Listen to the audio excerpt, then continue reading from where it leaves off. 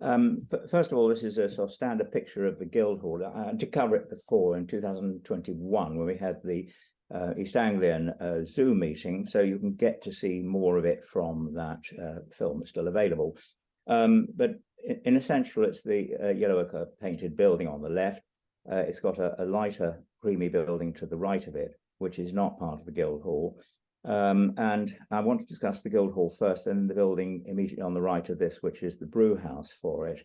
A number of these buildings have been undergoing sort of major work recently, including this one, which had the front wall taken off. I knew from recordings that were made in the first half of the 19th century by Samuel Dove that there was brick nogging there, and here you can see a picture of it. Let's have the next slide. Okay, I've shown the one. I've now got the one up with the render on it. Now here's the long view. That's the long view. And so when you look along it, you can see that the brickwork is quite tidy, except where in the very foreground, the early 19th century brick has been stuffed in with that window. They're all of that sort of date, the early 19th century. And so we have a recording anyway beforehand from Samuel Dove saying that this was built he mentioned an early date of 1451, but we know it's described as being newly built in 1463. And so the question about is when the brick nogging went in, and that's something I'm going to leave to Lee to discuss when he gets there. But we have this close studying with some very good brickwork. Okay, let's have the next slide. Lee's done this drawing of it during a brief time when he had COVID. He had nothing else to do, which is good. So that's the long view. And I think the next view shows where the original windows were in relation to those, because the drawings that we did in the late 1970s, when we put an exhibition on, I had most of my involvement with Debenham, and then I moved away, was done then. And of course, we put the windows where the new ones have been put, and you can see from here that they are not in exactly the same place. Unusually, they're put sort of to the left or right of them. So here are 3 of them, but there are in fact 4. And the one on the extreme left at the south end, which is not showing here, is an oriel window. Then the next one is a flat window, which is the first one you can see on the left. The third one is an oriel window, and the fourth one is again a flat window, or a window that's flat with the wall surface. Can we have the next? Yes, and so this is a view at the far end left one, which is the first oriel window, and you can see there's a rebate cut in the timber at the top to take a roof presumably covered with lead, which would give it additional protection to a window that jutted out from the building. What you can't quite see in detail here is that there is a slot in the top left-hand corner of that, where that rebate is, or just under the rebate, which is 10 inches deep. And that rebate is for a board which went across the windows. Now, I had mistakenly thought that, since I can see the first mullion on one of the other windows, that these boards were separate between the side jamb and the mullion, then mullion to mullion. John Walker hinted to me that, in fact, that was unlikely. It tended to be done in one board, and he eventually climbed up onto the scaffolding out of curiosity, because he was around in Debenham, and proved the point, which we'll see in a minute. So let's have a look at the next slide. Looking at the bottom of the one surviving mullion that exists, you can see that there's a piece of timber that is sticking out on the left of that mullion, which is in fact a low board that runs along the top of the oriel. This is something I hadn't come across before. I've seen plenty of oriel windows, but I've never seen a board in that position before. And if we have a look at, I think there's a detail next, Lee, isn't there? Yes. Yeah. You can see that the bottom of it's got a slight curve, as if there's a roundel of sort. And immediately above it, the next piece up of that board has got an angled mitre in it for a piece coming across. And if you follow that upright up of that slotted board in there, it then curves around to the left, so it's like it's going into an arch. So we know this bottom board, which matches the top in size, it's 10 inches deep again, is molded or cut out for some sort of tracery to go along the bottom. As I say, it's something I hadn't seen, and so it gave us a bit of ponder for thought, and I tested it on 1 or 2 people who also didn't recognize this particular feature. John Walker went up to the top of there, established that in fact it was one board because he pushed on the molded section on the left and it came out on the right hand side, and he pushed it back again. So it does appear to be a slot in the bottom of the mullions, top and bottom, with single boards that were fretted to take account of the gaps between the mullions. All right, next. And one other feature that I spotted in one of the windows. This is this is from the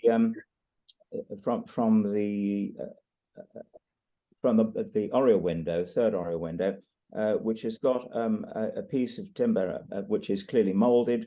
I've done a rough drawing on the spot there, which you can see on the right of those two. And this appears to be a sort of like a plaster strip, but it may be some sort of mullion with a plaster strip on it. It does sit on the window correctly at the top, but it sort of disappears at the top, so I can't really tell what sort of the termination is. But in the middle of it, it's got this molded section as well, and then it's got shafts coming down to the bottom molding. Next one. Right, I think this is where I take over a bit to talk about the brickwork. So the building is brick nogged, and as Timothy's mentioned, there is an assumption that for 1463 building would be unlikely in Suffolk, particularly to be nogged with brick at that date, and that what we may have had is a wattle and daub infill that was then superseded possibly in the 16th century by brickwork. But here you can see the blocking of the former window above, where you've had that very rough brick introduced and then subsequently lost on the left-hand side when the interior has been lathed. But below the sill, you can see very good brickwork. And it's surprising when I was drawing this up, you get to familiarity with the pattern of the bricks, if you like. So here we can see to the left of the window some of the original panels, and there's a clear pattern. It's very good brickwork. It's very neatly done, and there's not almost a coursing to it. So on the right hand side there, you can see half bricks which are slightly missized, if you like, alternating with a single full brick. And what we find is that the studs beneath the window have a single brick in them, so it's just a sort of stretcher course going all the way up.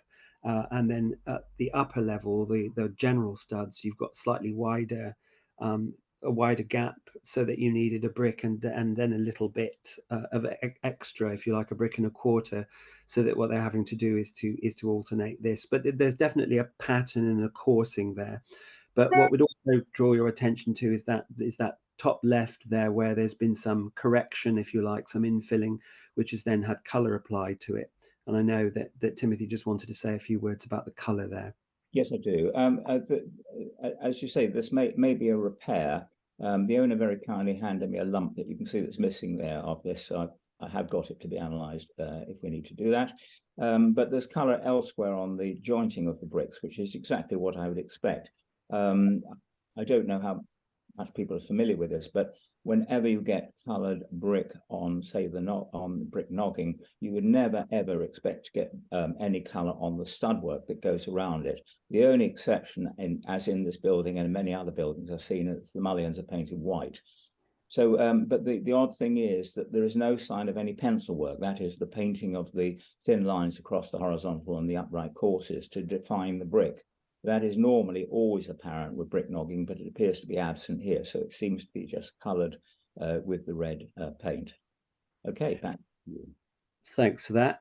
So the question here is that we've got very good brickwork, and if it is later, it's been expertly done.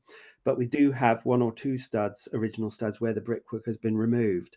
And this one sort of doubles up, where you can see that there are assembly marks on the hidden faces of the studs, which is quite interesting, and conforms very much to the floor stud work. You know, the same pattern of marking in this way.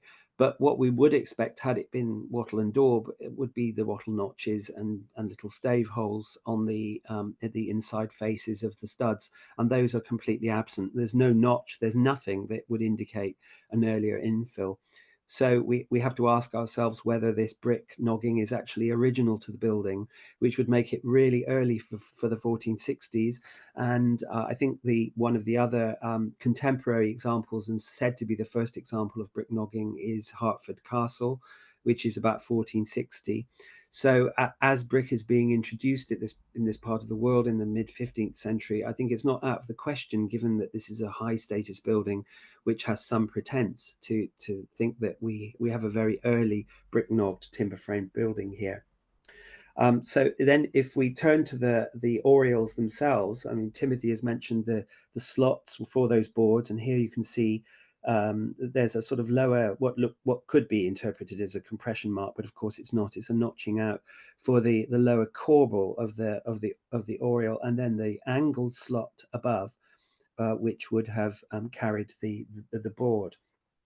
And as Timothy has mentioned, of course, that would have looked something like this, which is another oriel window surviving on the opposite side of the street in Debenham.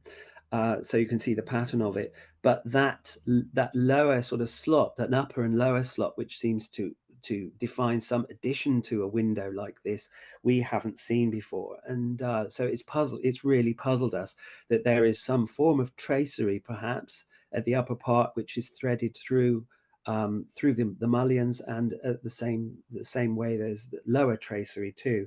And the only parallels that I can find, and try looking for timber oriel windows on Google, and you get nowhere.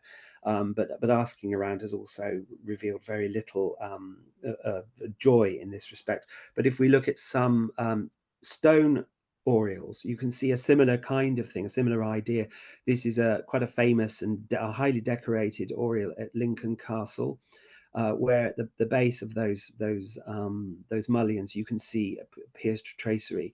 And I wonder whether we have a similar kind of thing going on with our windows. Also at Balliol College in Oxford, the oriel there, again stone unfortunately, but you can see the quatrefoils at the base, and then a kind of double cresting to really add some decorative embellishment to the window.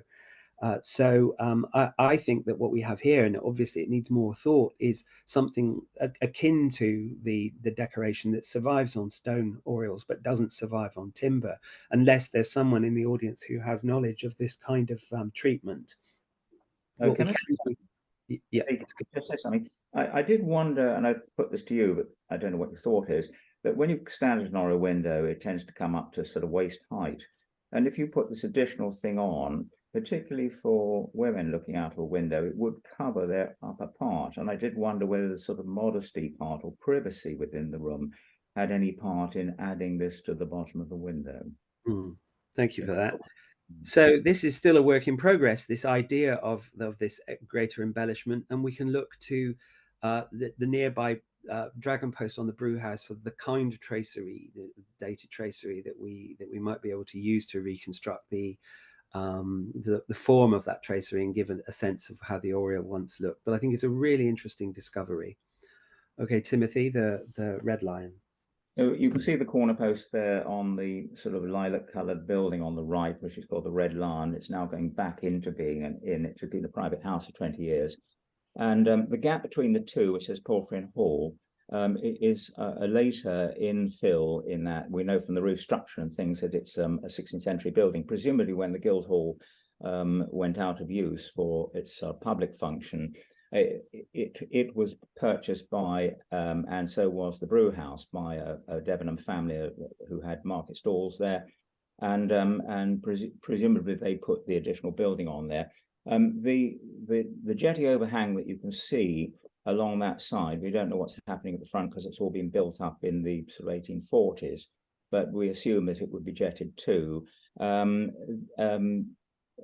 Goes behind that wall for only a short distance and then comes back in again. John Walker again made the interesting observation that which I didn't agree at first, but I think I do now.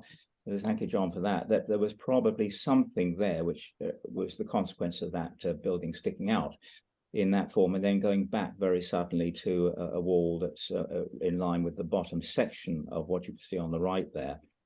So I think the reason why I would agree with him is because tucked in the corner of that overhang to the left of the lower window of what was the brew house, you can see there's a panel there. We'll see it in a minute.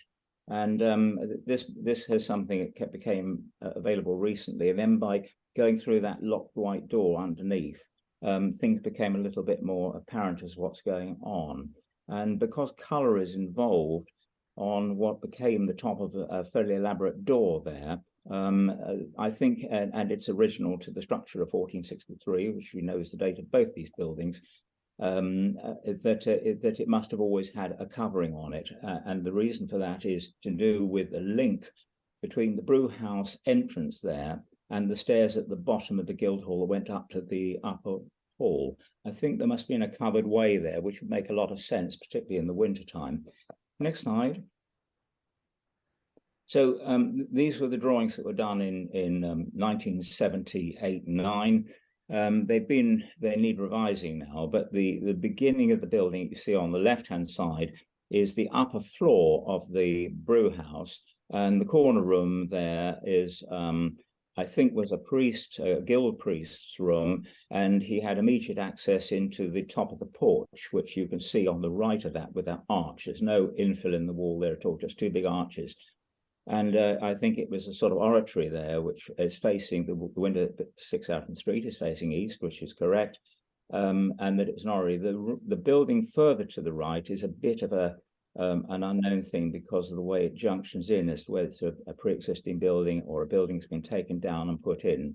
So I won't say too much about that at the moment. But coming back to the left-hand building, we've got but yes, thank you, Lee. You've got two doors mentioned there. So one door, the one on the right at the back there, comes into the priest room, and the one at the left came into what I had originally thought was a gallery. Now, if you go on to the next slide, you can see there's a series of windows along the back there running through. So we've got two sections of building. The two bays on the top right are later buildings, so ignore those for the moment. But what we've got is a series, we've got the door coming in on the corner, a series of windows with uprising shutters all the way along, so a lot of air coming in, and then finishing with a door on the corner where those two buildings junction. And that door, instead of coming, it can't have come into a gallery because there is a closed wall there. I don't know whether that comes up in the next screen, but let's try. Well, there you are. You can see there's a stair tower that gets you up to the top floor. The two doors are there marked a D with the entrances. So you've got an upper chamber, and then beyond it, the kitchen brew house. And we're talking about the room above it now. And going along that wall, you can see the series of windows there, and then a door that gets you into the last bay and the position of the very first hearth, the kitchen cook hearth there, which is on that intermediate wall. And it went out to a gablet on an end roof, a sloping roof there. Next one. We know it's thatched because you can see the wattles there, and the red line around the top separates those two bits of building. So that's perhaps a clearer indication of the range of windows and doors at the back.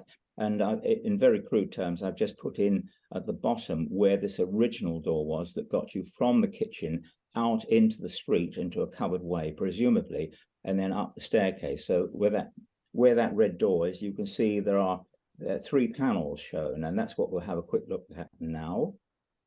There's the first one, which became exposed on the outside of the street. I can't remember whether I spotted when that was first showing any sign of colour, but certainly when you go inside what I described as that locked door inside, you can see that there are two more panels like that, which we can now put up on screen. Now, this is just a rough sort of pulling together because the only one I can photograph is the one on the right, which is flat on. The others are in a very, very restricted place. But that's the confirmation you get above the door. So fairly elaborate panels. And I took some colour samples off that. And Catherine Hassel did an analysis of them and found the predominant colour for painting these panels was vermilion, with a small touch of red oak in it. Red ochre, but vermilion was the predominant colour, later covered by white lead, which was then heavily varnished. So to my eyes, that seemed to be slightly unusual. Vermilion, which we tend to think of as a more expensive colour and used sort of for internal features, and particularly church screens, was being used for a fairly prominent feature like this on the door, which perhaps gives some idea of its importance. Next one. And so this is the corner. You can see the people bringing the food from the kitchens up the staircase into the top room, which is unheated. So you've got a gilt chamber. And it would appear from the conformation of the windows that we looked at earlier that you've got an oriel at the very far end on the left, at the south end, which is the opposite end from the door. So maybe considered the high end. And you have the other important oriel window smack in the middle, where later the chimney was inserted, which may have been sort of for the business area when it wasn't in use for feasting like this. So the little figures that are going upstairs there and into the top room are coming away from that jetted out bit on the extreme right. And that's where the door is that I've just shown you. And I think that's the last slide. Yes, it is. Thanks.